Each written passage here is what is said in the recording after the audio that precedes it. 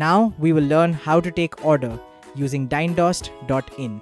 If a customer walks in and order a pizza, first go to POS, select items and choose these options according to your usage. Here I'm selecting KOT, bill and payment option. Now select payment mode and click complete payment.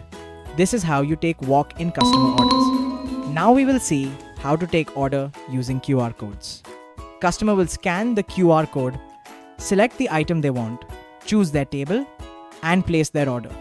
After they place their order, you will get a notification in your admin dashboard.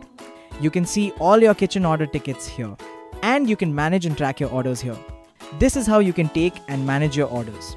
Congrats! You have successfully learned about POS, kitchen order tickets and orders. If you have any queries, feel free to contact us.